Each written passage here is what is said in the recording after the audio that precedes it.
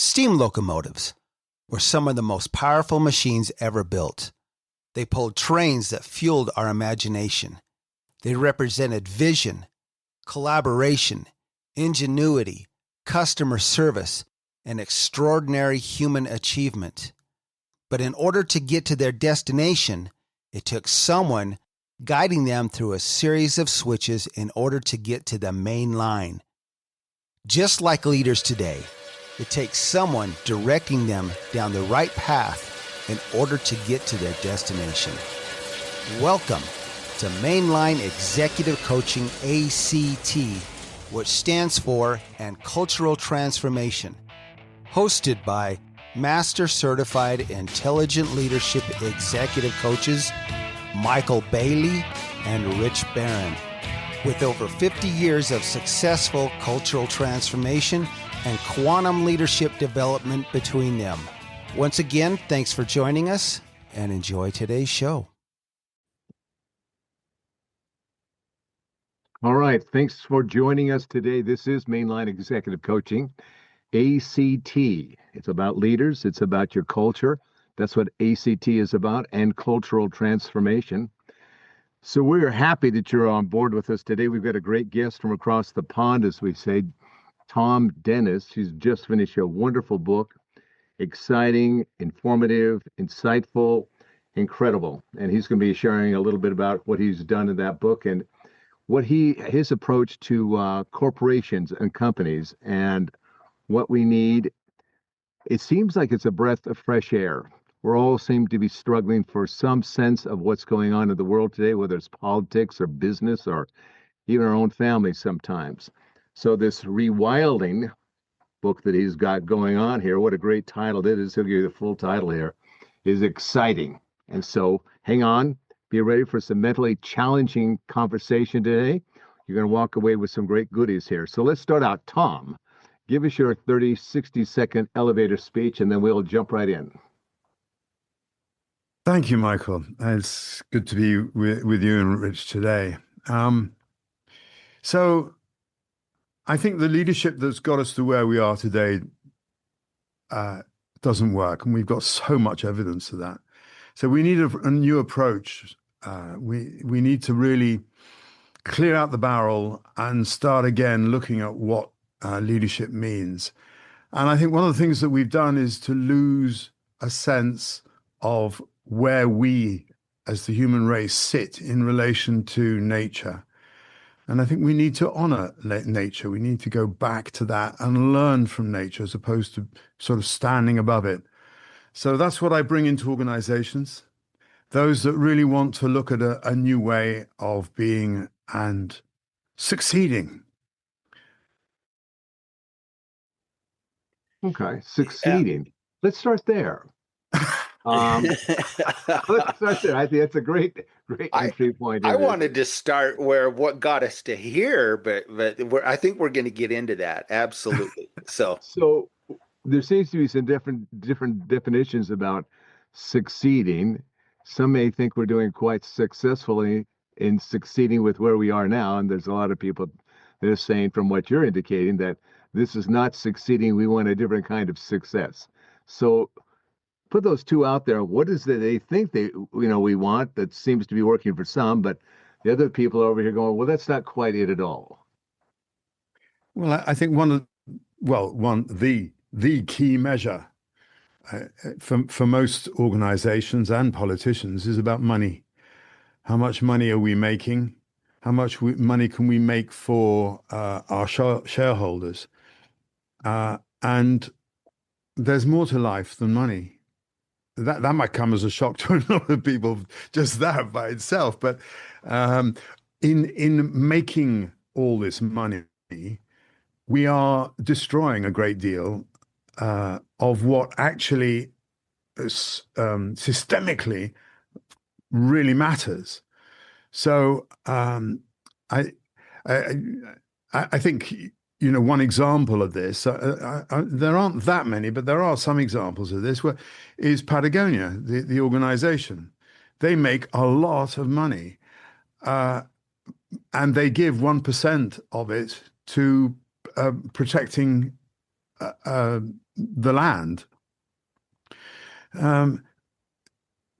But they are not just about making money at any cost. And the thing there is that, and we're really seeing this with AI and the organizations, particularly in the US, who are wielding more and more power. They're doing it at the cost of a large percentage of the population. So that's why I sort of go back to nature. You can look at what are the impacts of what we're doing. You know, just even the water supplies to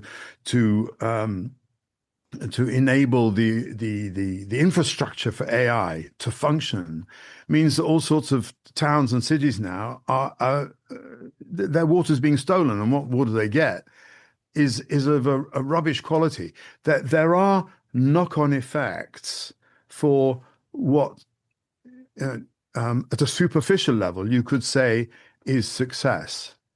And I think success needs much more to be defined in terms of what is the overall impact of the organization. Are people just being burnt out and or being fired in large quantities because in the short term we can make more money?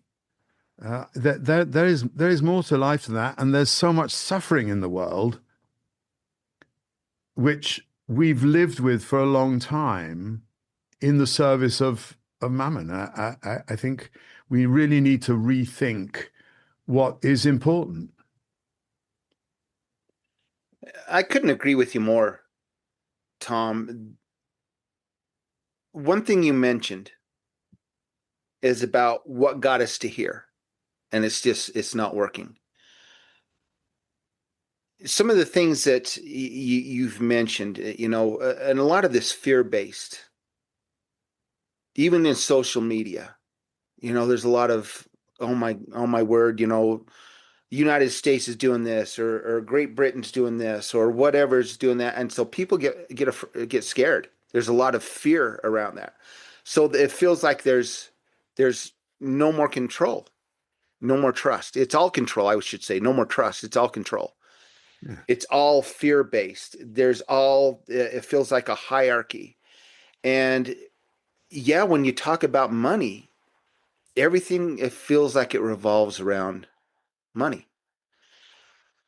Not putting back to those things that truly matter long term for who we are as a people, who we are as a planet, who we are as you know, as society, if you will. And so, absolutely. So, what's your thoughts? What got us here? Where did we go off the rails, so to speak? Well, that's a big question. But that's a big question. Maybe that's 2 or 3 podcasts, but that's a big question. One of the sort of the milestones for me was, I think it was 1911 when that guy wrote the book on management and the science of management, and likened people essentially as to mechanical cogs in a machine, and that was sort of that underpinned management thinking for, well, in some instances, even now it's being taught that way. And people are not machines. And actually, organizations are not machines. Organizations can make machines, but they in themselves are actually living systems. So so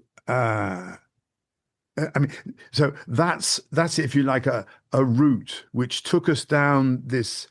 It's a very impersonal, largely uncaring environment where you know, the mindset of, well, the organization isn't working right. If it was my engine, what would I do? I'd take out a spark plug, throw it away, put another one in, or I'd change the carburetor or whatever it is.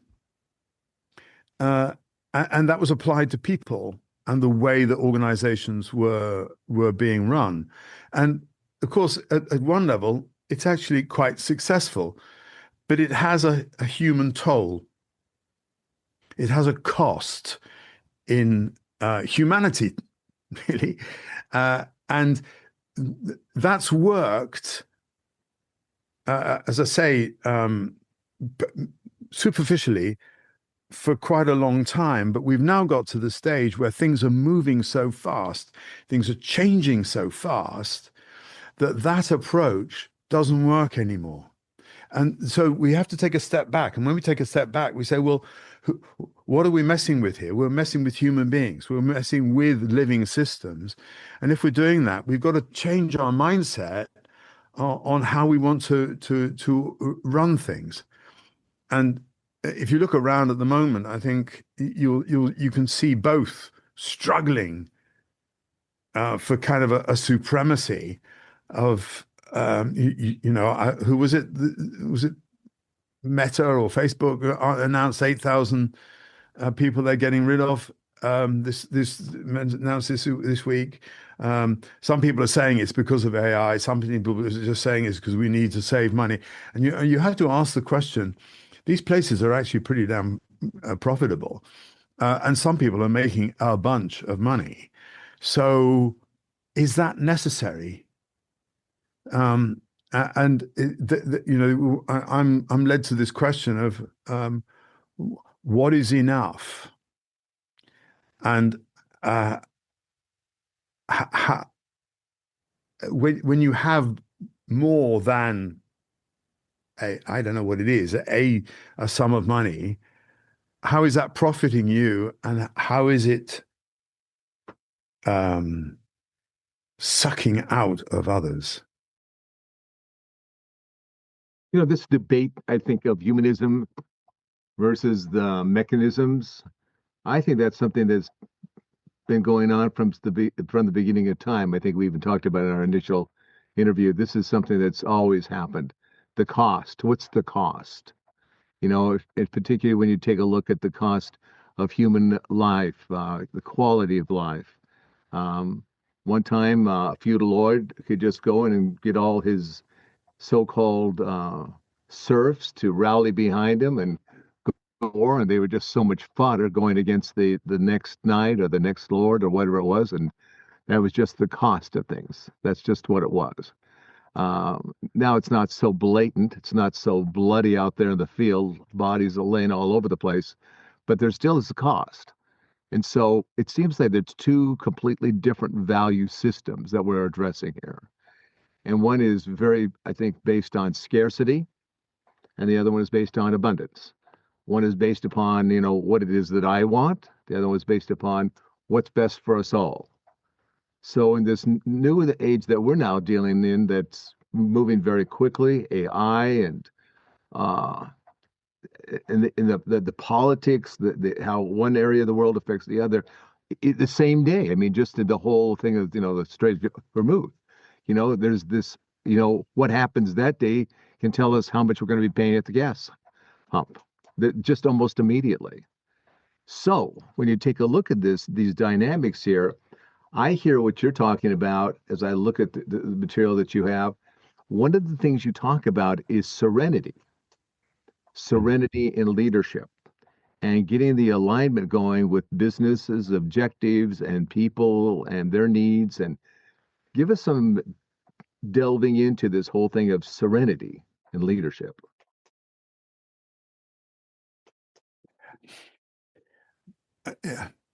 Yeah, I think that I want to go back to something you're saying, then I'll go to that.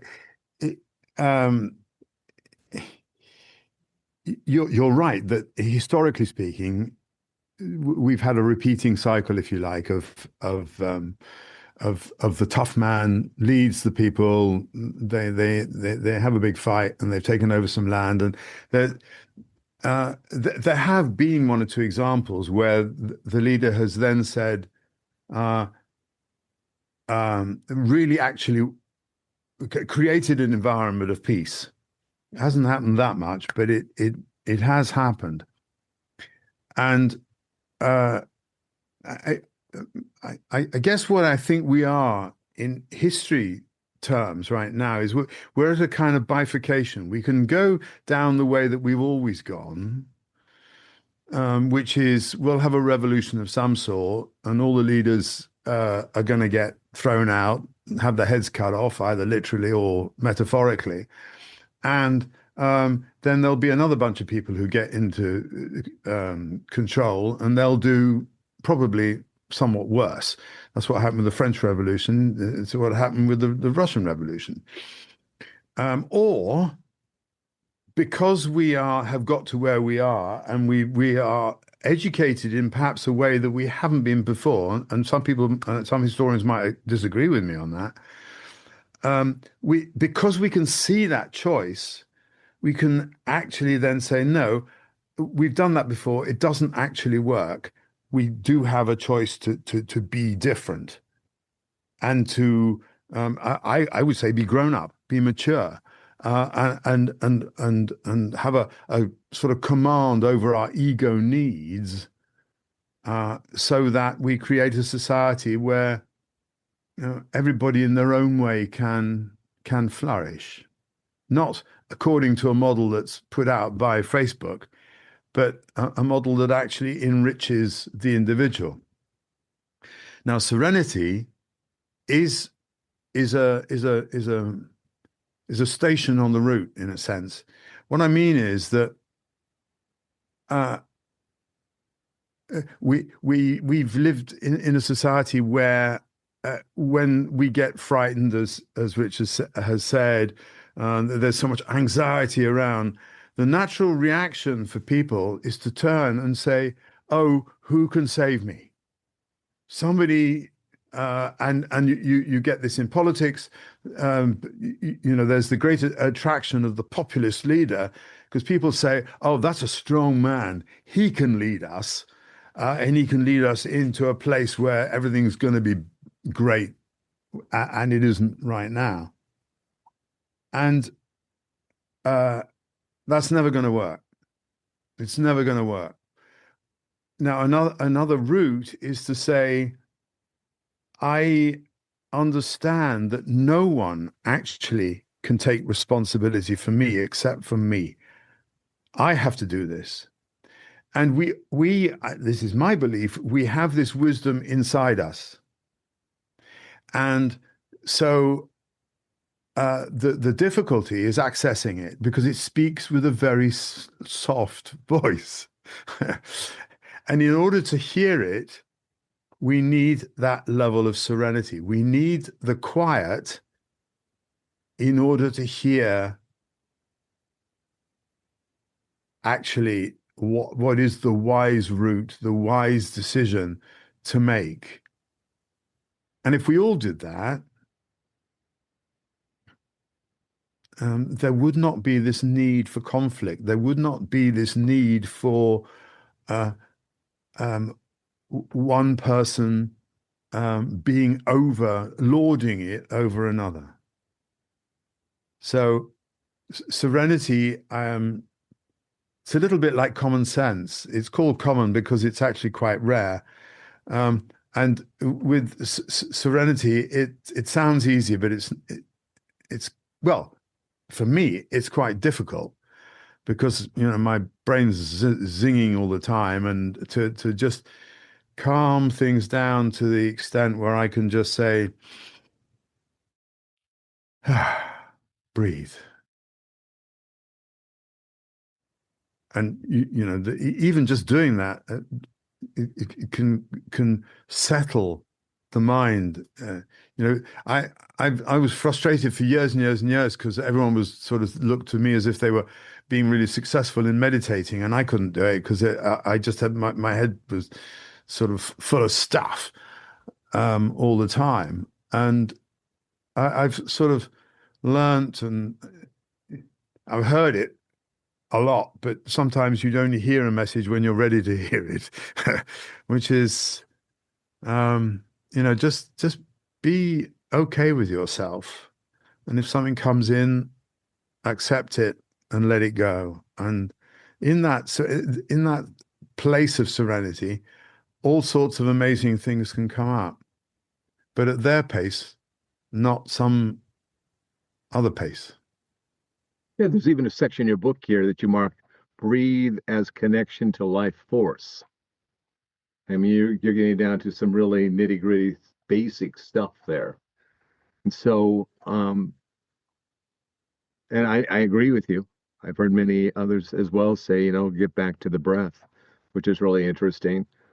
Why don't we do that, Thom? What the heck is wrong with us?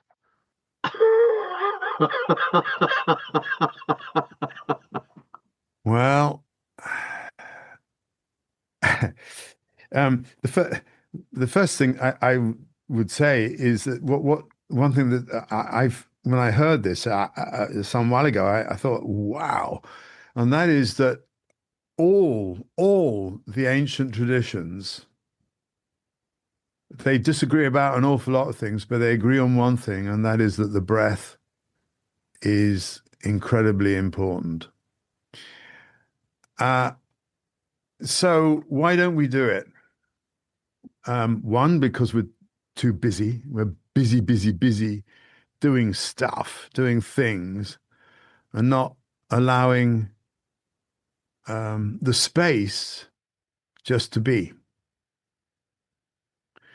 My partner was facilitating a 2-day offsite of the last 2 days, and on the first, well, in fact, in the pre-interviews, they were saying, "Oh, giving 2 days, it's just too much. We don't have the time for that." And then, as that first day went on, I mean, you need really good facilitation for this, but you could see that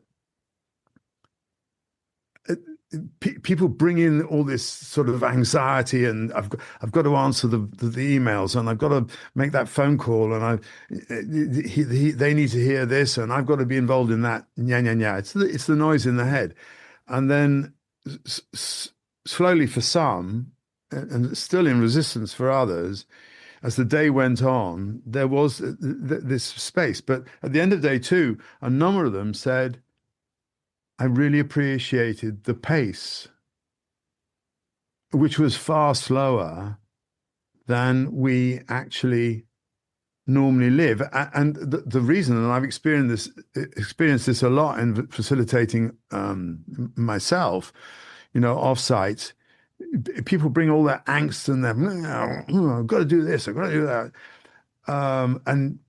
And when you just stop for a moment, there's actually an anxiety that comes up and says, "Oh my God, what's happening?" Nothing's happening. So what's happening? And your head tends to zoom off in all sorts of directions.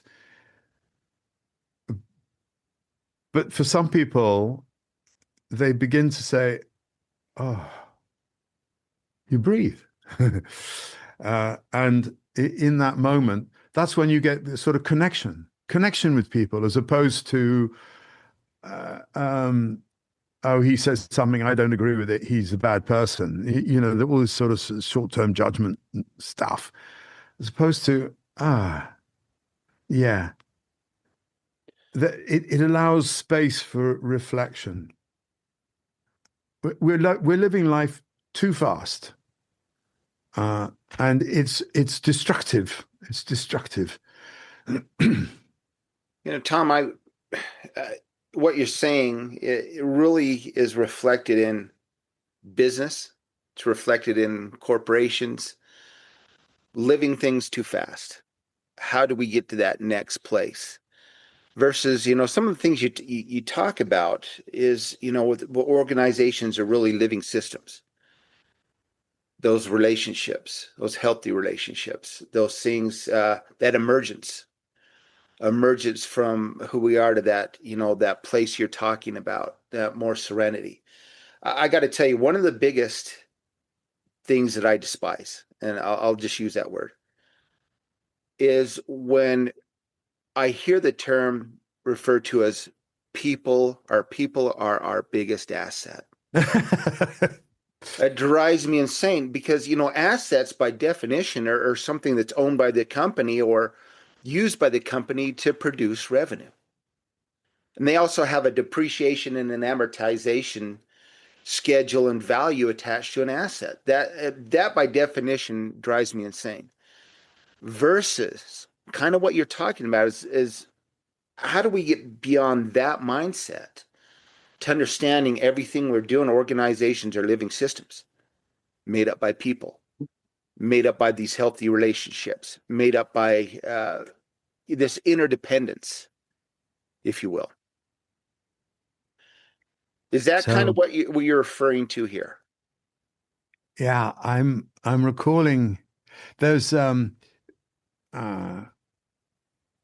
I think she was a client for a while in a global law firm, and she was working in HR and actually D&I, which I know is something where people don't like talking about these days. But she had been in a meeting, and this lawyer had referred to her. He said, "There's only two types of people in this business. There's fee earners and fee burners." And I thought, oh, ouch. That's cruel. And there's the CEO of Bolt has just fired his entire HR function. Now, I know a lot of HR functions are quite controversial, and often for quite good reasons, but they do have a function, and it's about looking after the people. That's what HR should be about, as opposed to just sort of all the bureaucracy that organizations surround themselves with. So, and part of that is just respect, isn't it? How do we? I'm struggling now because I've lost your original question. I still wanted to talk about fee earners and fee burners. Give it to me again, because I want the linkage. Well, talking about this idea of developing these healthy relationships, this emergence away from, maybe the fear-based or the mindset that people are assets. That's right. Yes. People are assets versus people are our future, are how we really should be looking at doing business, developing, those relationships. And even kind of what I'm maybe hearing you going to is this nurturing development, if you will. Well, yeah. We're in an interesting sort of moment, aren't we, where AI is coming out. It's still very, very young, but already lots of organizations are firing people because they think that the job can be done better by a machine. I mean, there are going to be some unintended consequences of that. Certainly in this country, there's a lot of anxiety and fear now because people are coming out of university. They've got huge debts and they've got no job and no prospects, actually. So that's a problem. And I suppose it comes down to something we've touched before, which is what actually are we in business for? Are we just in it to make money? Because if we are, fine, get rid of the people and get AI to do it, and we'll see how we get on. on the other side of this, if you've got a purpose, a real purpose for the organization, if you've worked on that, then it's much easier to see where people, human beings, fit into that. But the fundamental question is, why are you in business? If the humanness of it all is irrelevant, I don't know what the percentage is, but it's quite high, the payroll in an organization. It's easy to make an argument about, well, if we can reduce that, we can make more money. Well, hey, of course, if you get rid of all the people, there's not going to be any people who've got any money to buy your product. And so that may be a sort of a short fuse to something that's a little unfortunate. You hit on something. I want to go back to something real quick before we move on, which is a very critical piece to what we talk about with organizations, is that purpose, that why. And here's the thing, and done this several times. You go in and you work with a company, you walk in the front door, you see what's going on. And a lot of times you'll see maybe a mission statement posted or a vision statement posted. But here's a challenge, and the challenge to our listeners is, anybody out there, what is your purpose? What is the core purpose of the company? What is the why? Is it to make money? Or what was the original purpose for this organization existing? Or for you existing as a leader? Not your mission, not your vision, but the purpose. And I'll tell you, 9 times out of 10, and this is from personal experience, these organizations cannot tell you what their purpose is. And if they do know what the purpose is, it's usually only a couple people that know. That's a critical, I think that's such a critical piece of what you just said. And I'm sorry to have stopped your mindset there, but I had to jump on that. Yeah. Well, the proof of the pudding, as they say.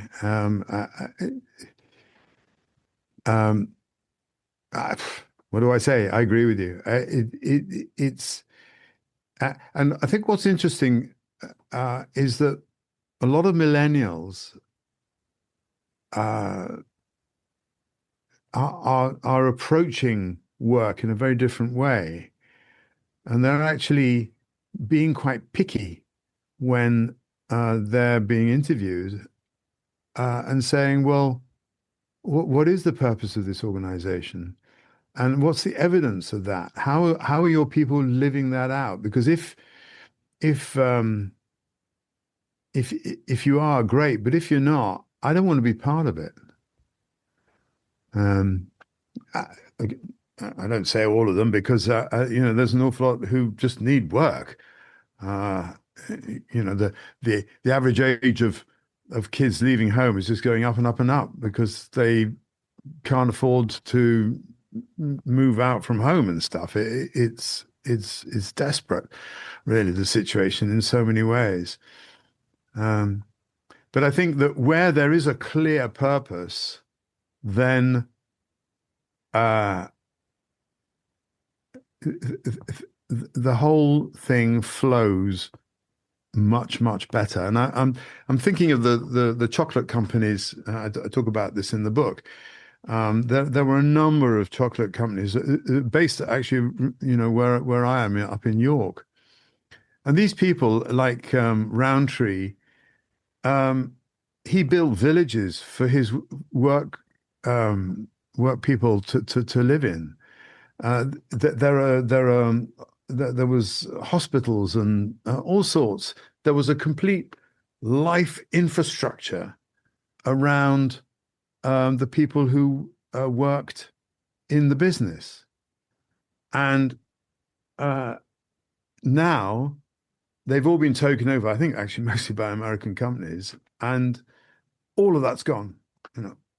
And I mean, just to look at Ben and Jerry's and their struggle now with it's Unilever's and Magnum. It's very difficult if you want to support Ben and Jerry's to get an ice cream these days because they're all owned by Magnum, and yet they're struggling because you know when Ben and Jerry went in with, I think it was Unilever, they said, listen, this is what we believe in. We really believe in something here. So if you buy us out, then you've got to say, we'll continue that. And there was all sorts of beautiful words at the beginning, and now it's all gone out the window.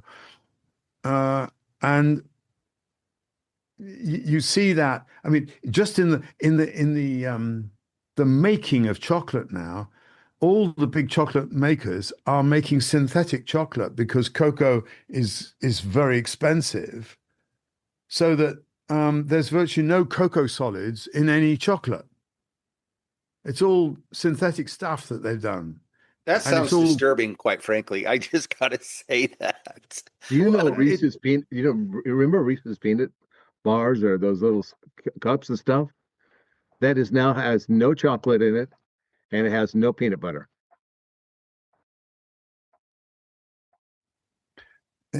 quod erat What? demonstrandum. Yeah, Well, because it's cheaper. That's cheaper. why. Yeah, And so again, we get back to this thing about what is your purpose, and if it's to make the most money, then you will do whatever is necessary. And sort of the fact that you might actually be poisoning people long term with all these sort of things that you're making actually doesn't, it's not in the equation. So these are empty purposes that are being expressed. So one of the things that I see again in your material here that that I find really interesting, and we say this all the time, but in businesses, organizations, and politics, but we don't really mean it. We obviously don't mean it. And it's the idea of being able to have a culture where we value truth, telling the truth, without any kind of fear of retribution. We say that all the time, but we don't mean that at all. No, no, and again, I mean, phew, you're seeing it. Dare I say this? We're seeing it being lived out in the US right now with the retribution that's coming from the White House, and it's. I think one of the things that struck me a while back was when Obama made some comments about the election in the UK. And everyone stood on their high, all these politicians. How dare he? He's an American. He's got nothing to do with the British election, blah, blah, blah. And then I've heard the reverse said about Brits talking about American elections. But by golly, it is our business, because what comes out of the White House affects the entire world. It really does. I mean, you've got the power, not we can't. We just sit there and say, oh, for God's sake, please make a decent decision, because we are going to carry the can almost as much as you are, and in many instances more. So there is this, there's this complete lack of respect, you know, for people. I wanted to say one thing though. You talked about the living system, and I facilitated an offsite not that long ago in Germany, and you know, I don't know how familiar you are with constellations as a process, but there's a new guy who's in charge of one of the big divisions in this sort of multinational company. And this guy was a humanist. He was a real guy. He cared. He really tried to involve people in decisions. He was really interested in the people. He was interested in the impacts of his decisions and the leadership team's decisions on the business and the people and so on. Now, his predecessor had been completely opposite. He'd been a real bulldozer, a bully, ego-driven, and what he'd done, because he was there quite a while, was create this culture of people sort of when the boss sneezes, everyone goes, ugh. They react, and I constellated this, and I just said, right, everybody, put yourself where you are, where you think you are in relation to each other. It's kind of sculpt, you might say. And what happened was the CEO, the lead guy, ended up standing, facing forward, nobody in front of him, and everybody behind him. And there was a jockeying of position of everybody behind him. And you know, I said to him, "Do you feel a bit lonely?" And he said, "I do. And what's more, I don't know what's going on behind me. I can't see." And I said, "Well, where do you want people?" He said, "Oh, I want them around me. I want to be part of something, not just exposed like this." And it was an extraordinary demonstration of a living system, just in a simple exercise. And it was really revealing to him that he needed to take them on a journey from the culture that had been created by his predecessor into something more healthy and where there was interoperability, if you like, and community and communication, because none of that was going on. So, yeah.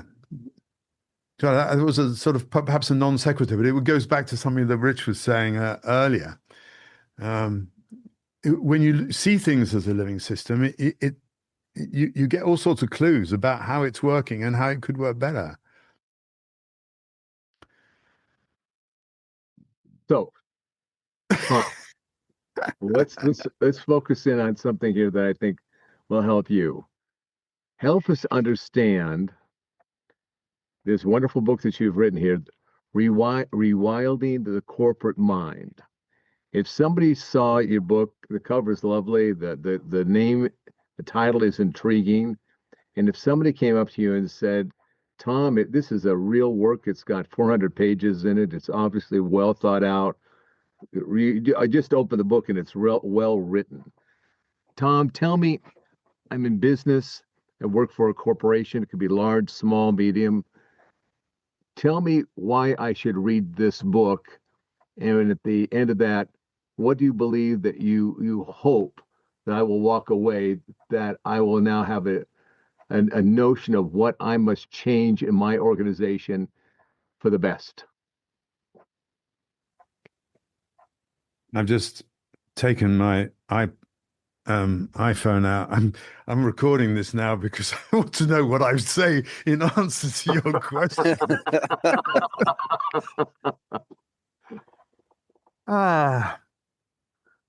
The book doesn't give you solutions.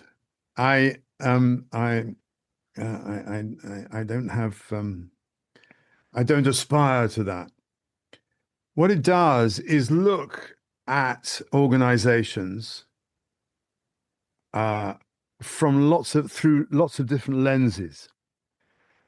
And it says, what is it in this bit that resonates with you? What is it that actually speaks to you? You know, if you're in that moment of serenity, then what are you hearing? What is that arousing in you that could open a door to you being a better leader, a better businessman, indeed a better human being, dare I say it? So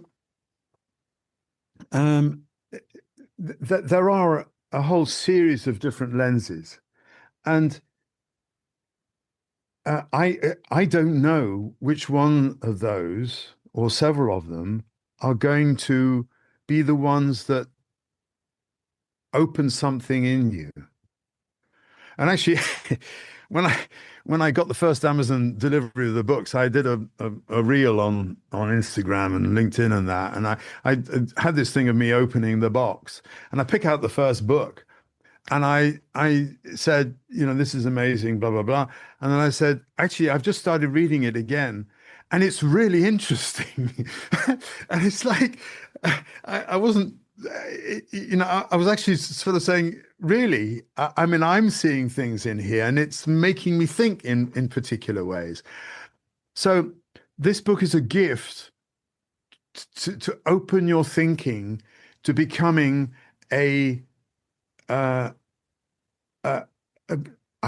perhaps a more complete human being with different views, different.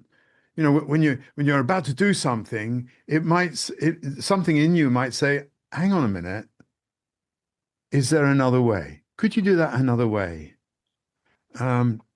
So it's a. Sounds highfalutin, but it's like it's a soul opening opportunity. And I can't say exactly what it's going to do for each person. And I do say it's probably going to be different each time you read it. It's got lots of questions in it, and they're ones that I think make you think. What you just said there, and I think that's very accurate from what it is I've gleaned from our discussions and what you've written there, that it asks more questions that are early answers. Because it reminds me of a quote by John Wooden, who is in America. He was a basketball coach at UCLA. He was at the time the most winning coach ever in basketball. It's just a short little thing. He wrote, "It's what we learn after we know it all that counts." Yeah. Yeah. And your book kind of reminds me of that, the idea of, well, maybe not. Maybe you don't know. And there's a lot more to explore in a lot of different directions. And that this book sounds like it's really a journey with many, many pathways. Yeah. A different quote.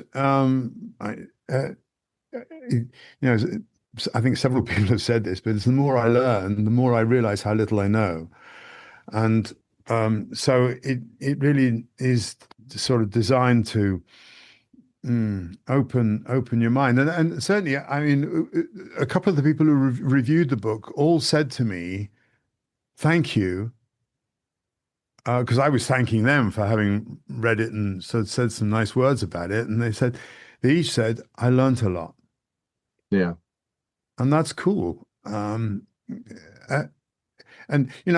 I love some of the things like the way that Antoni Gaudi designed the Sagrada Familia in Barcelona, and the way he created supports for the roof and the ceilings by inverting what a tree would look like, and the air conditioning there and is not mechanical at all. It's just the way it's designed conditions the air by creating flows of air.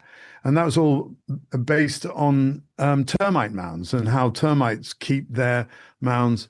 It's like if only we'd look at nature and honor it and respect it and say, nature, what can you teach me?